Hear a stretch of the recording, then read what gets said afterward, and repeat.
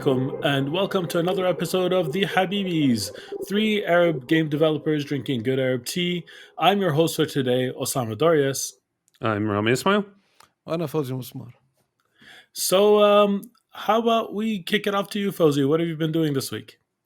So I finally managed to finish Resident Evil 8. Oh, Ooh. you've been working on that for a while. Yeah. I would have finished it much quicker, but seriously, a very dark game in sunlight has been quite the challenge. I've been trying to find I get 3 hours of darkness, and I use those to play Resident Evil because the other game I'm playing quite colorful. I'll talk about that in a second. That I can play at any time of the day, but Resident Evil has been a struggle to kind of find the right time to play. But So would you say that Swedish mode is the difficulty above Nightmare? I would say if you have survival horror games, save it till winter, which is in 3 weeks. But for now, play all the colorful games if you can. Right. But yeah, it's so Resident Evil 8 is done.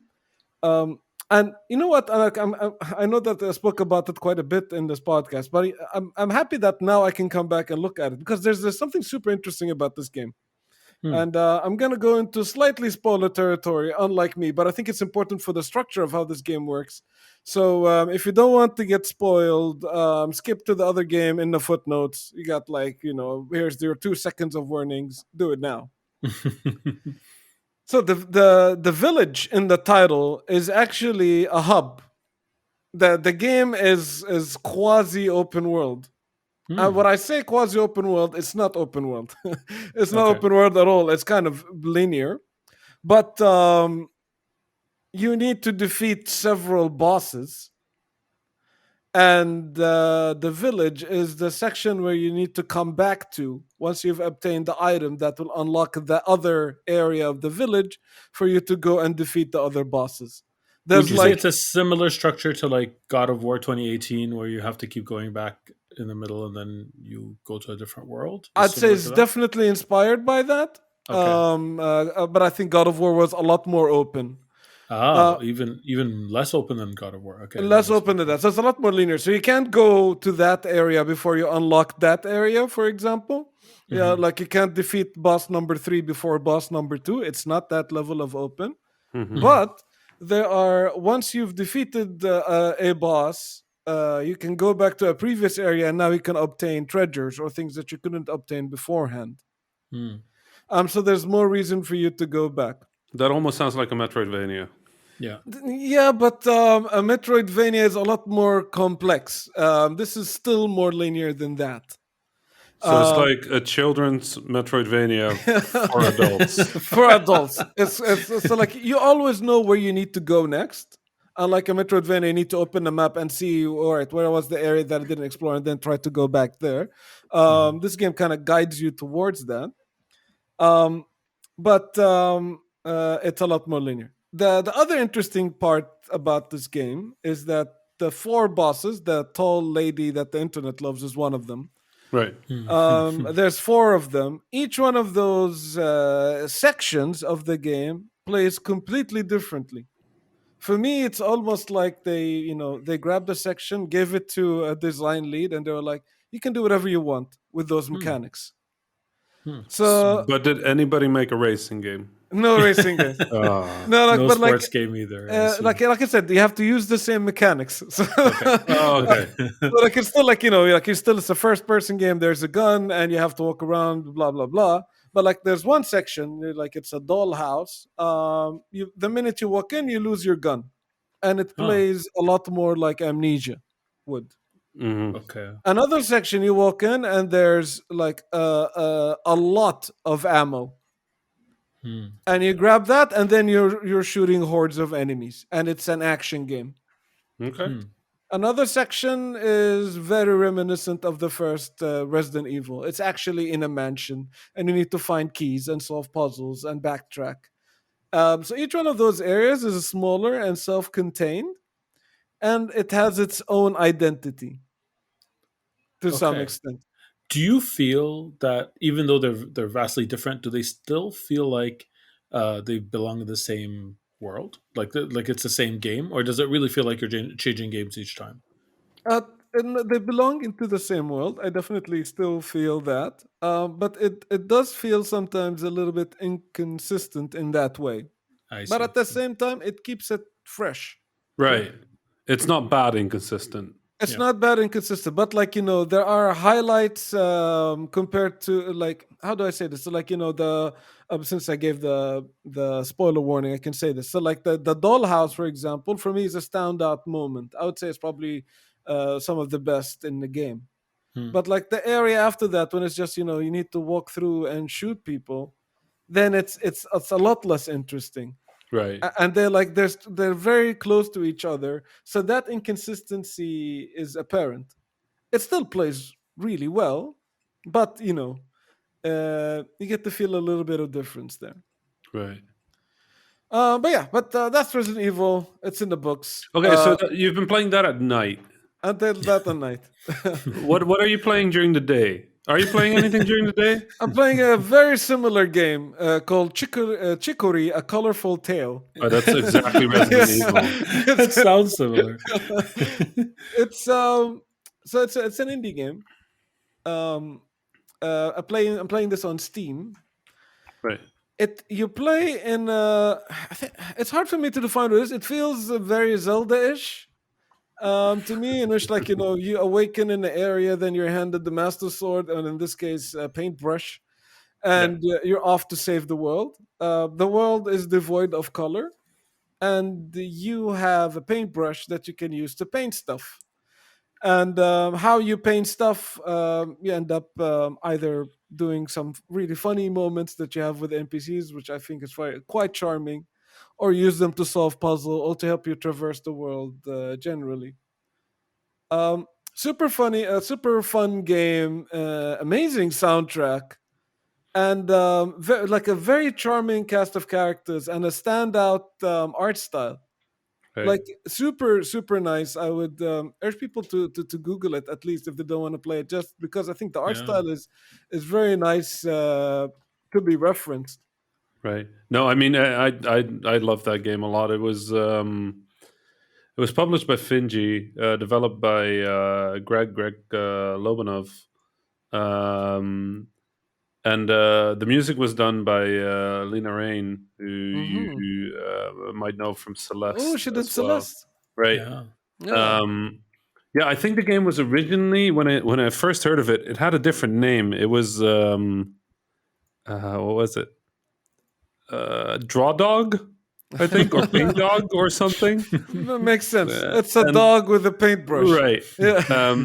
It grew really well, and it's such a lovely game, and I love how you use the brush both to solve puzzles, but also just to paint things. Yeah. Hmm. You don't really have to do like if you just want to paint a thing, something that you can just paint. Yeah. You can make the game look the way you want it to look, really. Right. Yeah, incredible. It looks gorgeous. it's I just have one wonderful. question about it. Yeah. Would my 7-year-old be able to solve the puzzles on her own? Do you think that it's too difficult? 7-year-old, 7 year. So none of the puzzles I've faced right now are too demanding. She's really good at video games, and she's really good at puzzle solving. She'll Like for a be able. 7-year-old. I She think will she'll be figure it able out. to solve most of those puzzles. You might need to read some of the stuff for her, but even like I think. Oh no, even she that- reads. She reads really well. She writes Oh. even. She writes movie scripts. I should share Oh some my with you God, man. sometimes. No? Yeah, Genius. she's Okay. she's a very very bright kid. Okay, so move her Mashallah. directly to Chrono Trigger then. Oh, that's Okami is probably a more suitable. Kids these days, you have no idea. Like they have these electronics in their hand from a very very young age, and they pick up on things really really really quickly. It's remarkable how easily they grasp technology. Like Yeah. it makes me wonder how much of a magician I looked like to my parents when I was messing around with the computer as a kid.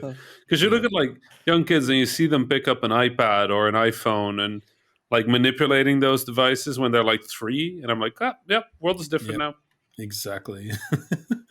It's great. I can't wait to play this. Yeah, Right. so it's Chicory, A Colorful Tale. I recommend it. It's a lot of fun. I don't recommend Resident Evil 8 to your 7-year-old, but Chicory for sure. I mean, the thing with Resident Evil 8 for a 7-year-old is like just the ease at which this guy continues to live as he is murdered like 7 million times. It's not a good lesson. It's very bad life lessons for sure. Right. It's like, no, you can't use medicine to cure that. Right. All right, so maybe I'll pick it up from here if you're done. Go for it, man. All right, so I have big news. Are you ready? Ooh, Drum big roll, news. please. Here we go. There we go. I finished Mass Effect 3. Oh Oh, my you're god! done? Oh, it I'm happened. done. I finished it. With all three. All three. And Wow. with the same save file this time. One Wow. continuous playthrough without long interruptions in between. I never went more than 2 days without playing. So Osama Shepard has finally seen the ending of Mass Effect. The Sam Ship. Yes. Yes, and this is actually the first time I see the proper, not the proper, sorry, the extended ending, like Right. the complete ending, with a character that I played through from the very beginning. So that Right. was an experience. And I made some choices differently. Things that I was like, okay, you know what? I did it this way. Let's see what happens. And a couple that I regret. So I don't know. Can we jump into spoiler territory again so Is soon there- after? Is there any not spoiler stuff you want to say first? Okay, so the not spoiler stuff is this is something very unique about this game for me. Most times when I revisit a game that I've played in the past, like I'm pretty open about this. I played Mass Effect before. I was kind of okay about it. Like I liked it. It wasn't one of my Mhm. favorite games of all time. It was mediocre about it. Now I think it's a masterpiece. It's really weird for me to go that route. Usually, when you play a game that you've played before, it either solidifies your opinion of it, in my experience, or you're like, okay, it was good for its time, but it didn't age well. Mhm. Those are usually the two takes that I have. It's rare that I revisit something from the past and say, wow, this is much better than what I remembered, or much better than the experience before. So what did that? So mostly it's playing it continuously. I really think Mhm. just going from one to the other without long gaps in between. And this is something actually that I think is going to change the way I play games going forward. Um, you all know I started playing Cyberpunk, for example, at the beginning of the year. I'm Mhm. halfway through. I still have the intention to go back at some point. I will go back. I'm going to be lost with the story. A few of those hours are going to be like write-offs. And then I'm going to finish it. And I'm going to be like, meh, because, that's not the way to experience those kind of games, right? That's a bad habit that I have. And I think a lot of people have it. Usually, but when people abandon a game, they don't go back to it. I often do go back. I'll play 3 or 4 games at a time. And I think that finally Mass Effect convinced me that maybe I should just like finish things and move on from them instead of doing that. Like, put your ADHD on the side as much as possible and just like complete things. Man, Because- if I go back, I have to restart the game. I can't pick up where it was.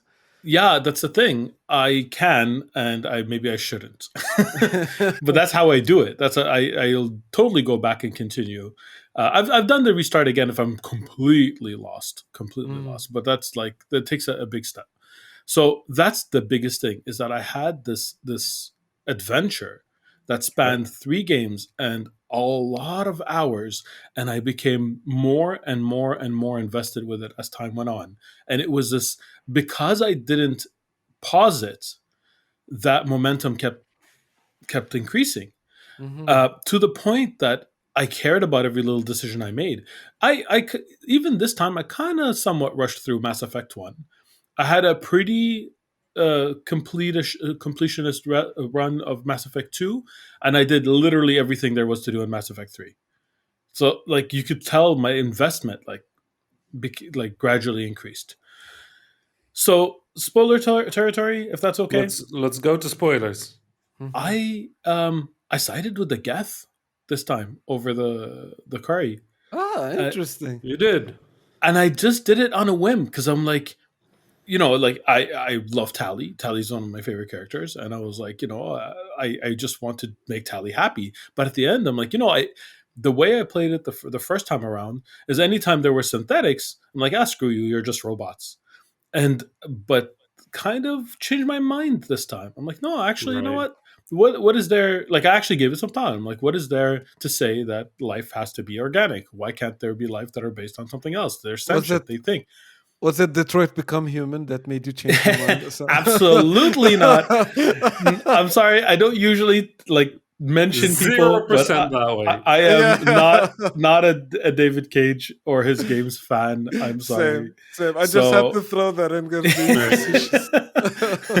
Just in case there's any ambiguity. No, I have not played that game, and I don't intend to. Anyway, from back to that, the quarry actually die. The Geth, the Quarians, they actually die. The Geth are the ones who join you on your final. Mm-hmm. What the hell? I didn't expect that. Do you want to know even worse? What? You can save both of them. What? Mm-hmm. How? I didn't know that. Mm-hmm. Okay, the first time around, I didn't. The second time around, I made the opposite choice. I can't even figure out how you could potentially. Anyway, so Mass Effect 2, all my crew members survived. Right. Mass Effect 3, I couldn't save, or I couldn't figure out how to save everyone. The last Mass Effect 2, it felt pretty easy. You save you find the character, you do their loyalty mission, and then you just make a few pretty obvious choices in the final mission, and everyone's alive. And I was super happy that everyone survived. Right. Mass Effect 3, I tried to play the same way, and I lost a few people. Right. And Tali being one of them, and Miranda being the other. Didn't say it was actually very emotional. I was really, really sad. I really wanted to save these people. Like, especially Miranda grew on me. Like at the beginning of, similar to Ashley, you don't like her, and then she has like an arc, and then she leaves the Cerberus. And then you still don't like her, but you like her better. Yeah, but they grow on you. You know, you know what I mean? I get it. I know you get it. I know you're just teasing me. Mass Effect 3 Ashley is okay. Yeah, she is. She had an arc. She's better. But I absolutely loved it. I agree with your take that the Citadel was better played at the end. I agree that it's actually a more meaningful ending than the last ending. To be quite honest, I actually when I played the ending, I couldn't really figure out what was new, like what was extended and what wasn't. It was not that really big of an impact.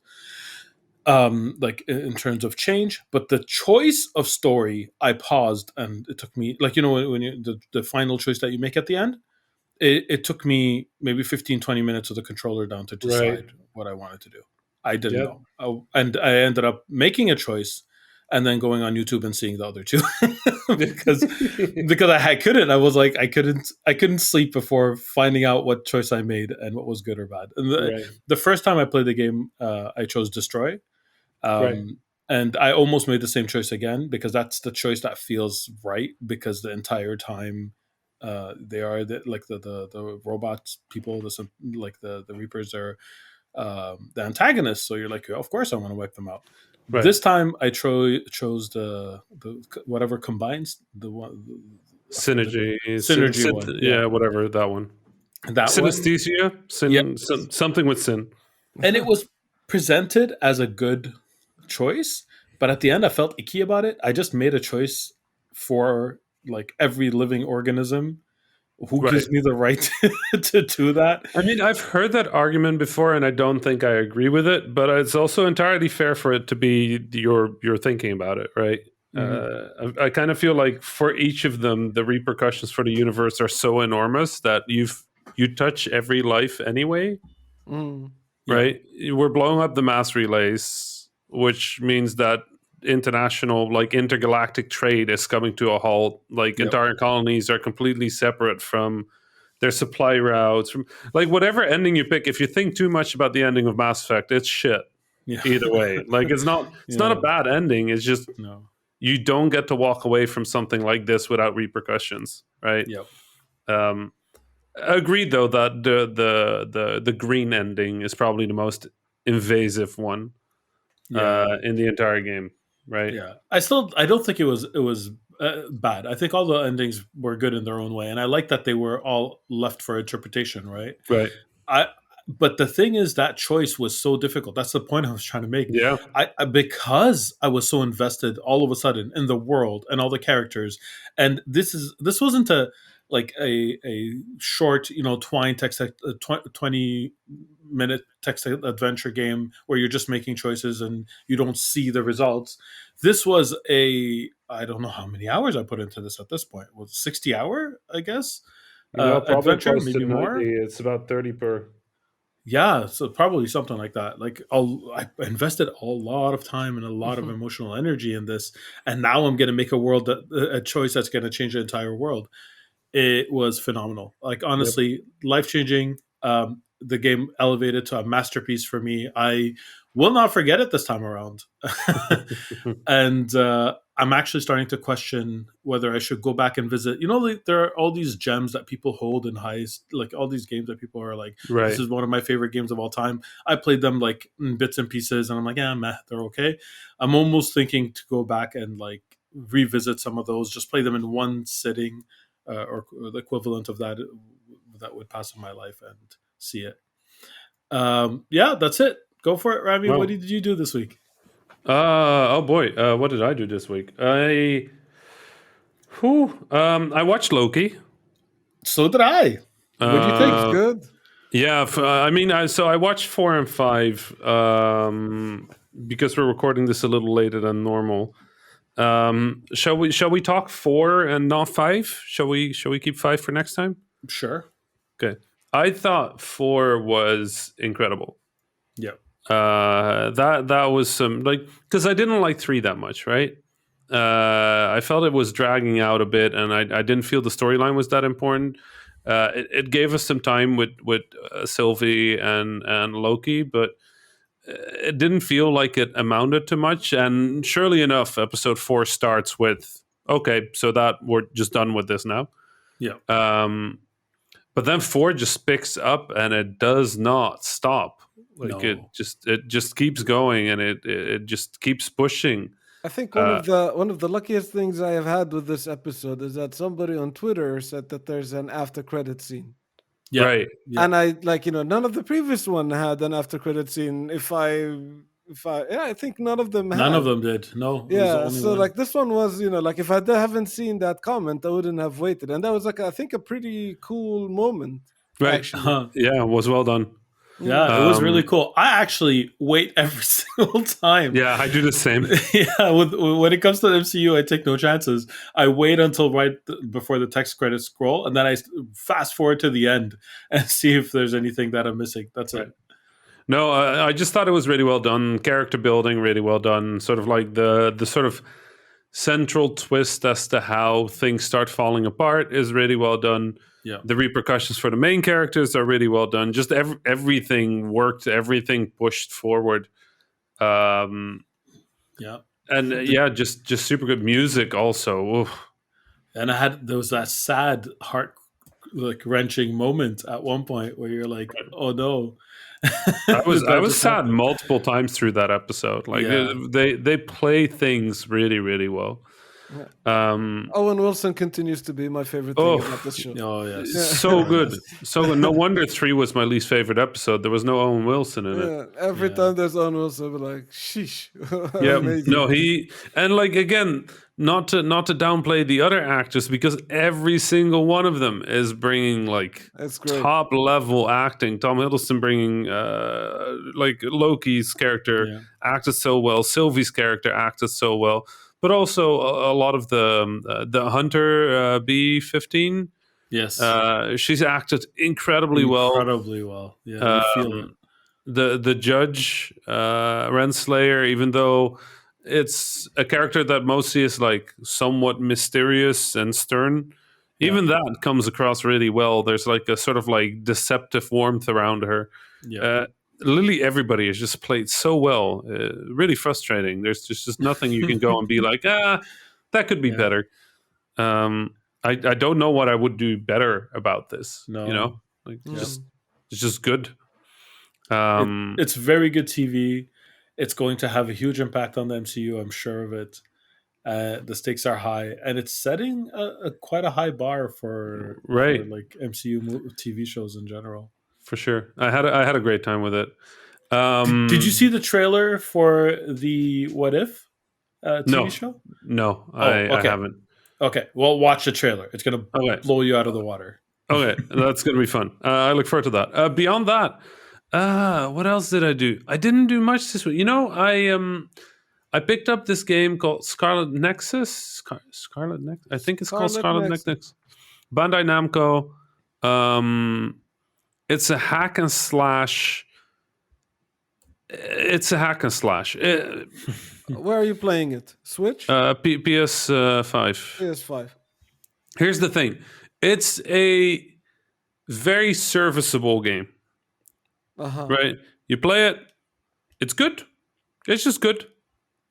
But there's nothing there that makes me love it. And there's nothing there that made me super invested. Right? I'm just playing it. It feels bad to say this, but I'm kind of playing it because I don't really have anything else to play right now. And I don't know. It's strange because I have a feeling that there is an audience for this game that will absolutely adore it. Right? It's fast action. It's combo based. There's this cool telekinesis powers. You can tap into your allies' powers and use them. The story is like plot twist galore. It's anime everything basically. Okay. There's two main characters with two separate campaigns that presumably overlap because they're two characters that meet each other throughout the story. Okay. You're making it sound phenomenal. You're making it sound really, really so good. far sounds great. So that's the thing, right? Like everything about the game sounds good, and then you play it, and then it's okay. Interesting. And I can't place what it is. Maybe it's the structure. Maybe it's because the combat is good, but I like weighty combat, and I don't mean like Dark Souls weighty. I don't mean like I press a button and there's like a 3-second spin up animation for my attack. I like when I press the button, something happens, right? Yeah. And telekinesis is really cool, and the sort of like the combat system and like the different bars that you're managing and all that, just really well done. But then every time I hit something, the sword just kind of goes through the enemy. Okay, nice. Right? It doesn't feel like I'm hitting anything. So I'm just. It's a Devil May Cry style game, would you say? Yeah, it's Devil May Cry-ish, but Devil May Cry still gets a sense of impact, right? And this one kind of doesn't, right? So the moment to moment to me is just kind of meh. But then their big attacks are like really cool, so I just kind of keep going. I'm having an okay time with it. The director of this game is Kenji Anabuki, and he's known mostly for the Tales games. Right. Oh, okay. And you know what? That doesn't surprise me at all. It feels like an anime version of a dark sci-fi Tales. Okay. No, it's like I said, it's not bad. I'm having a very okay time with it, and I would recommend it to anybody who needs to play a big video game, but doesn't have anything else to play.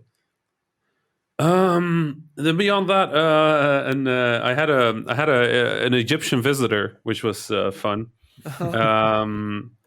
Dropped by because they were on a transfer to Egypt, but they had a long transfer in the Netherlands, so we did a very socially distanced meetup, and that mostly meant that we played some Captain Tsubasa or Captain Majid, obviously. We played some Mario Tennis. Both of them very good. It was fun. This is also a game developer. They're working on a game called Renane, which is a beautiful, really cool pixel art sort of speedrunning platformer. How do you spell that? I want to Renane, Renaine. Okay. Really lovely Egyptian dev, and just read this. Oh, it's very it's good. It's genuinely good. I've played that demo in different versions over the years, and the developer, he's just not somebody who's going to let any detail slip by, right? So it's taken very long to develop, because that's the flip side of caring about every detail. Yeah. But it was just fun. It's fun to just be two Egyptians sitting on the couch yelling at Captain Majid. Like just how animated it's like. Obviously, soccer is sort of like we obviously sort of like jumped into like Ahli and Zamalek in Egypt. The two biggest soccer teams are like Ahli and Zamalek, but we were both Ahlawi, so we're good. It's very rare to meet a Zamalkawi, really. I mean, unless you're in like the Zamalek neighborhood in Cairo. I don't know. I'm a Halawi. We have one. I have one cousin in the family or nephew, whatever the English word is. Yeah. My auntie's son. I think he's the only Zamalkawi in the entire family. So whenever we would watch a soccer match, he would have to go sit in the other room. And if Zamalek would score in an Al Ahly Zamalek match, then he would be expected to not be too loud about it, because otherwise we would just yell. It's actually funny you said that. I had a eye doctor appointment earlier this week, and my doctor is Egyptian, and I walked in, and at one point he said Ahlawi. I said no, Osama. He's like no, Ahlawi, and he's pointing at me, and I'm like, I look and I'm wearing my red polo shirt. Right. I thought he mixed me up with someone else. It took me a sec to like. So you said it now, and I'm like, yeah, there you go. Man, Soccer's on the brain. When it comes to It's like always on the brain. Yeah, in the Middle East, soccer teams are a huge thing. Yeah. And like it determines if we're gonna be friends or not, if you're Ahlawi or not in Egypt. If you're Zamalkawi, we're just gonna, there's a higher bar to friendship. The funniest thing is that so Jordan is kind of the same in terms of like how much into football people are, but our Jordanian team is so terrible. We will never make any. We will never make any like World Cup or anything like this. We've done okay in like the Asian tournaments, Right. but like like we've never like even came close to like being in the World Cup or the Euro or whatever. Egypt has done okay for itself. I mean, we guys played got to the Africa World Cup a bunch of times, right, as well. But we play Africa Cup, right? And in Africa Cup, I think we're probably the team that has won it the most often. Yeah. Like we do good. Although I will say, when I was growing up, there was a definite like sense of pride about the Egyptian team, and we had like our defense was a wall. Yeah. Right? Our goalkeepers, our defenders, like it was hard to score against Egypt, and occasionally we would score. And as long as you keep that up, you win matches. That nobody scores against you, you score every now and then. Khalas, you win. But when that wall kind of came down, it became a little harder. Egypt still outputs great developers, great soccer players, also developers actually. Yeah. But they don't stay in Egypt. Yeah, we got Salah, right? Salah, Mo Salah, yeah. He's like the biggest superstar in the Middle East right now. Right. I mean, not just in Egypt. You say Mo Salah, and it's now we're friends, even if you're a Zamalkawi, right? I think like all of Egypt now watches the English league just because Salah plays there. We frequently watch by proxy, though. Yeah. Wherever there's an Egyptian, that's our team. Yeah, exactly. Which, since we often get like thrown out of major cups pretty quickly, it helps that we have Egyptians elsewhere, because we can just be like, oh, we're for England at the moment, or we're for. So that's the funny part for us, is because like we don't have that, Egypt is 100 million people. Right. We just got to 6, so it's like we're like a neighborhood in Cairo. Right. So like but we like football is like a huge part of the culture. So what Jordanians tend to do is that whenever there's like an international football event, each Jordanian would pick an international team. And then they will say like, I am from that. So like there's Jordanians that say we're German, or we're English, or we're Argentinian, or we're Brazilian. And then when the World Cup happens, it's like people are like wearing Jordanians have never even been anywhere near Brazil. Right. They'll But they'll be wearing the shirt. Yes. The flag is like, coming Right. out of the door. When Brazil wins, they're in their car, honking their car horns, celebrating. Yeah. And like, the World Cup and like now the Euro is the same. People are like, oh my God, our team, they talk about Italy, Right. really showed you. And it's like, none of you have even come close to Italy. And you're supporting it that way. It's a strange Euro this time, though, right? Like a lot of upsets, a lot of unexpected outcomes. I think everybody kind of expected Italy to do well. Yeah. It's doing well so far. Right. So my in-laws are Italian, and they really expected Italy to do well. Right. So like the Netherlands was out in no time. Yeah. But which- Italy made it to the final, though. Yeah, So- Italy is finals. Yeah. Italy and England, right? England. Right. Yeah. England was a bit of a shocker. Yeah, oof. Being the Nordics and like for both Sweden and Denmark to get out, it's been a bit of a sight to see.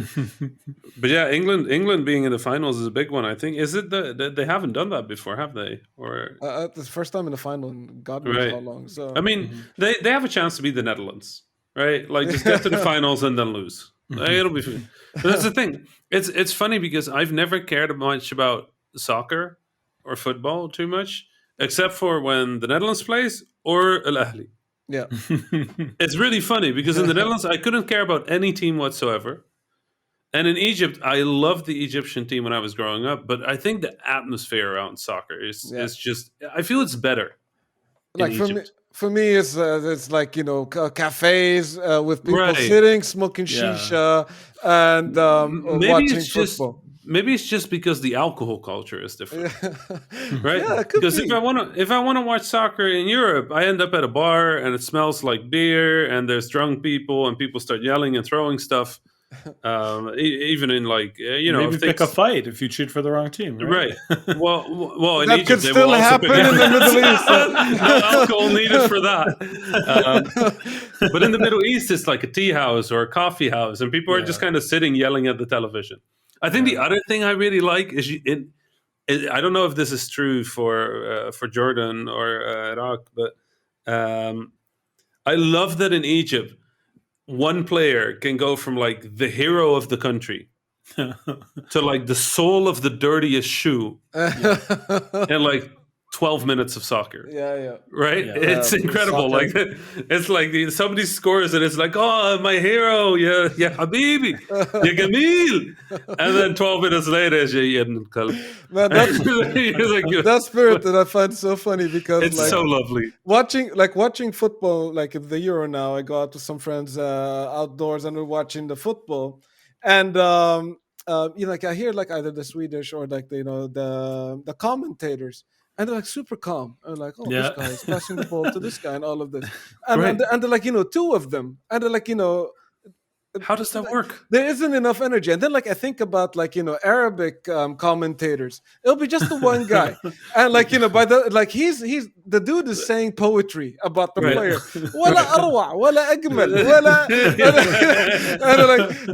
and like they will tell you everything about the player from like how tall is he to like what is his shirt size to like which team did he even ever consider. So like and like when my a girl favorite comes thing- out to go like the Yeah. commentator is gonna have a heart attack. Like Right. My They're favorite thing gone. is when it goes like, there's like three Arabs name in a row, like like Ahmed, Muhammad, yeah, Muhammad, you go! And you're just sitting there, it's like, wow. And I just, I love it's it. hilarious. So like Ahmed passes Beautiful. Mahmoud, Mahmoud passes Muhammad, Muhammad passes Mahmoud. Beautiful. So like as an equivalent to Ahli and Zamalek, and we have two Jordanian teams. I'll speak about them in a bit, but it's more important that you support one of the two Spanish teams, Barcelona or Real Madrid. Like you have to pick one, and you have to pick a side, and it gets serious. Like there are stories in which like a person would deny his daughter's hand in marriage to a guy because he Wow. supports Barcelona Oh my instead God. of Real Madrid. like stuff like that. Like they will have like stickers at the back of their car saying Madridi wa aftakhir. Like I'm from Madrid, I'm proud. like a stick at the back of the car. These people are Jordanians. Most of them They've never been there. Never been there. And like there was this dude that I know that has it's fascinating for me because he has learned Spanish only by watching, the Spanish tournaments. Wow. Yeah, like he learned Spanish because he was super into the football and he wanted to enjoy the match in its original language. He's watched so much Spanish League that he ended up learning Spanish. That's Right. incredible. I wonder if you could learn shouting very loudly in Arabic from just watching Arabic commentary. You will No learn doubt. all the Arabic names. Ahmad, Mahmoud, Hamada. Yeah.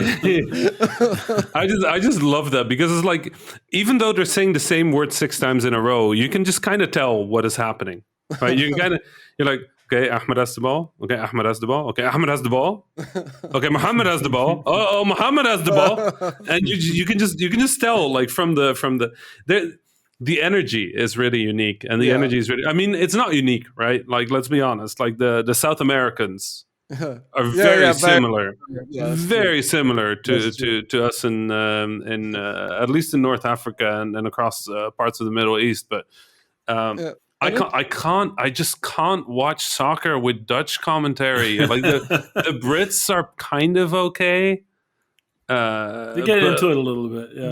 They get a little excited, but you still kind of feel like they want to keep their honor. And the Arabs don't care anymore. Like, there's a goal. This is the greatest thing that has happened today. It's the best. And the other thing I love is, even when it's a goal against us, if it's a pretty goal, they get the same treatment. Yeah, we're still going to be yelling about the goal. I mean, we'll also be sad about it and upset about it, but I think that's the other part I like. It's like, when the Dutch kind of lose at soccer, we all go like, well, what's to be expected? The other team played better. In the Arab world, it doesn't matter whether the other team played better or not. If the other team played better, then we're going to give our team more grief. If the goal is good, it's good. Yeah, the goal is good, is good. But it doesn't matter whether it was a good match or not. We still have feelings about this. A very interesting thing I see that it reflects into gaming culture. So, like, I think almost every single dude I know in Jordan knows how to play FIFA. Just point of honor, super good at FIFA. So, like, I don't, I'm not a huge soccer fan, but I can play FIFA because, like, you can't grow up in the Middle East and not play FIFA. And like, I would play with those guys who, like, they're following up on every match, they watch everything, and those people, they only play FIFA. They play no other video game. And we'll be in one of those places. I think I spoke about on the podcast once. We're sitting on the couch, we're smoking shisha, playing FIFA, and then like, I'll be like, go in there and I shoot, and then the ball goes out. And one of the players, and then they all start laughing. And I go like, I thought I had the perfect opportunity. I don't know what happened. I was like, of course it's not going to go in. You're playing with this player and you shot with your left foot. What did you expect? They know this information by heart, and the developers are also similar people. So they have all of this detail in the game, and they're just, because of the database of football in their heads, they're just great at FIFA. In a way, I can never be. Right. I remember when I was in college and I used to play FIFA, there were 2 groups I played with. I had my Arab friends, and there were a couple of like Latin Americans in that group, by the way, just because it was a FIFA crowd. And there was other people who would normally just play any games. With the people who would just normally play any games, we'd also play hockey or basketball or even Call of Duty or whatever. It doesn't really matter. I was one of the best FIFA players. I was really, really, really good because I played games generally, and I played FIFA with the FIFA players. And you're Arab. Yes, well, that's it. But when I play with the Arabs and the Latin Americans, I was by far the worst. Right. I don't have the dedication that they have. I don't have the practice that they have. I'm generally better at all other video games than they are, but not FIFA. Right, you're like me in Smash. Yeah, probably. I'm good with Smash if you're unaware that Kirby is bad in the meta. If you know that my character is bad in the meta, then I'm gonna get destroyed. I don't know.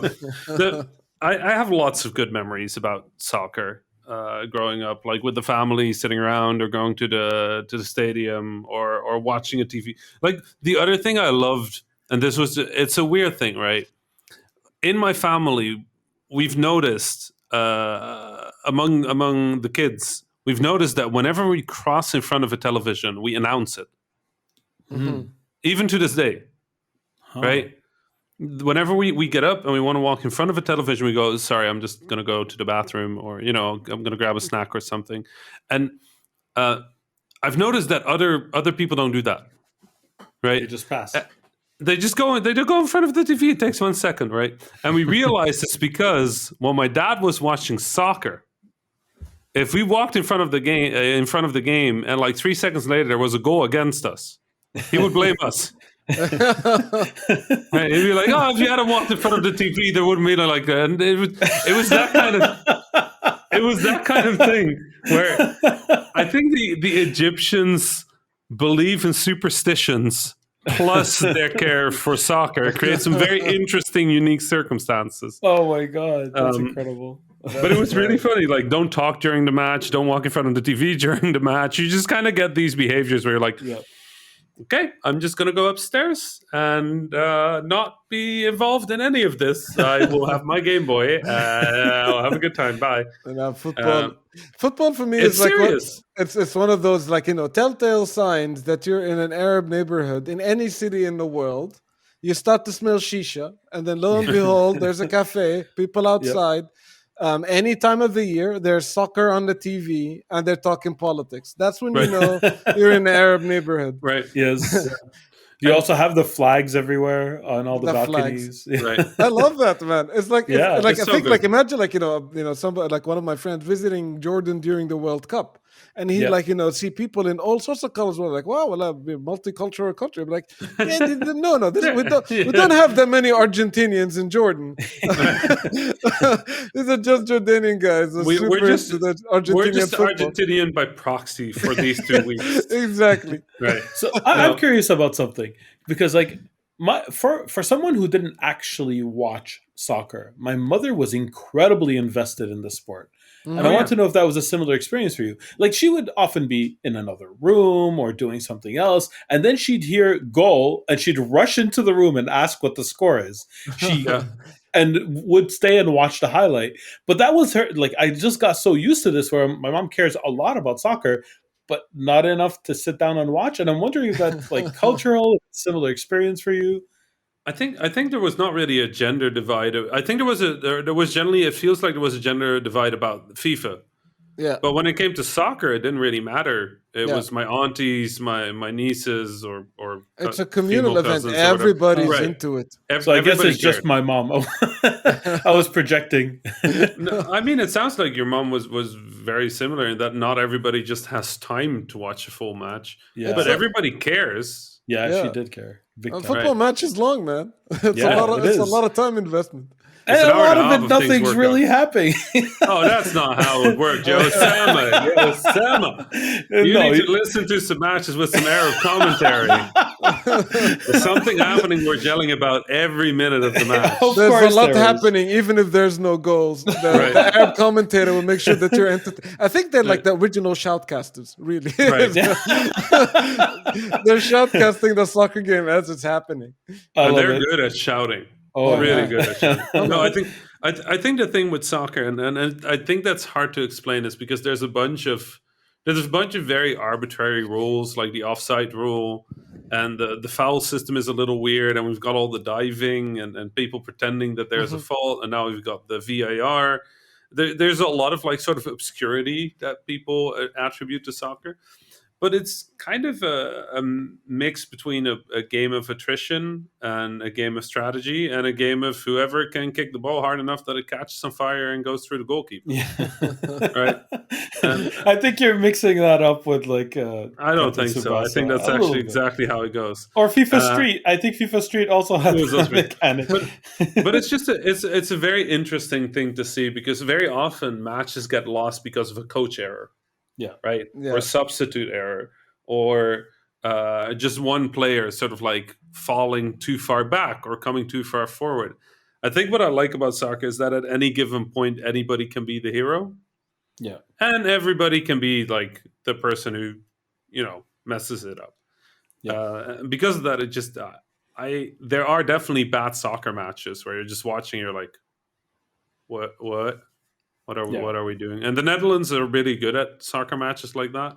Yeah. Just kind of kicking the ball backwards for the entire match. Yeah. And teams have their own like personality and how they play style. as well. Yeah, like the Italians always getting hurt, but not really. Like it's become a joke at this point. But I think the trick of soccer is that at any given point there's a balance on the field that's shifting. Yeah. And even if I don't really love watching soccer most of the time, whenever I sit down and watch it, I'm just always kind of amazed by how well that game is designed. Yeah, absolutely. It's a really well designed game.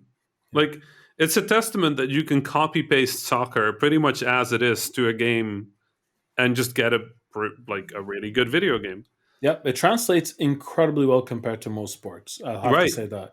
Like, as a person who used to play a lot of sports games, basketball is one of the hardest translations. Right. It's really finicky, and a lot of subtleties are completely lost by it. Right. Hockey's okay, but soccer, it translates seamlessly. It's easy to understand. It's because the main part of it is strategic.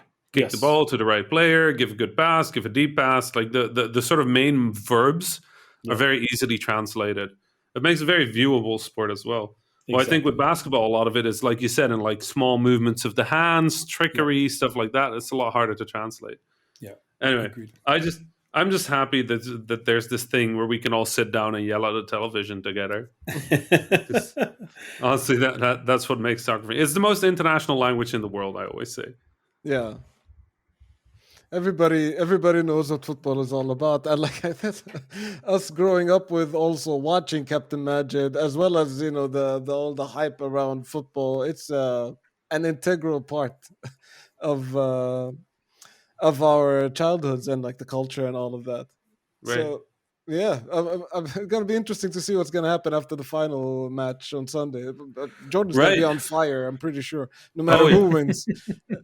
I don't know. I'm not too sure how the temperature in Egypt is on the Euro Cup at the moment. Yeah, but the Netherlands stopped caring, obviously. Of course. So, good luck to all the Italian Jordanians and the English Jordanians out there. Any predictions? If I don't say Italy, my family-in-law will disown me. So I think Italy's gonna take it, like statistically speaking. I'm hoping for Italy. Yeah, I mean, I have nothing against England, but also, you see the stuff that their fans are doing, and I know you can't punish the team for the fans, but like booing a national anthem and like laser pointers on the goalie's eyes, I'm like, that's not what I want to win. And I feel one of the parts that I love about soccer is it's as much about the team as it is about the fans. Yep. Right? Yeah. So if the fans are awful, then let the other team win. So I'm for Italy right now. Good. We'll see. That's actually a really good reason as well. So I guess this is a good time to wrap it up, keep it fresh in people's minds, what our predictions are, and have them watch the game. Thank you all for joining us. We're really sorry. Thank you all for just so surprised.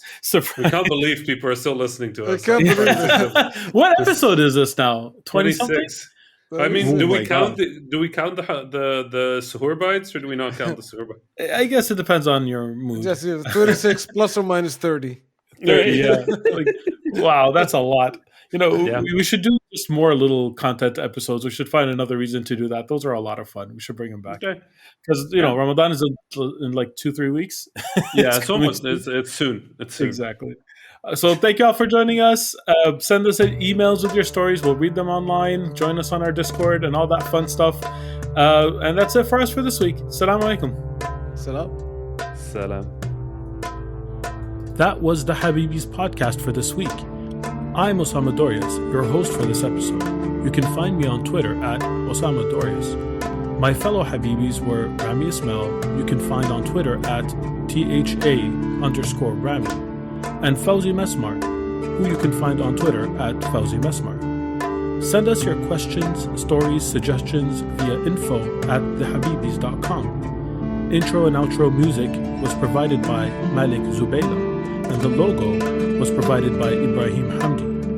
The Habibis is a weekly podcast about 3 game developers drinking good era tea, with new episodes launching every Friday, inshallah. If you enjoyed the show, don't forget to subscribe on your favorite podcasting service or check out thehabibis.com for more information. Thank you for listening, and Assalamu alaikum.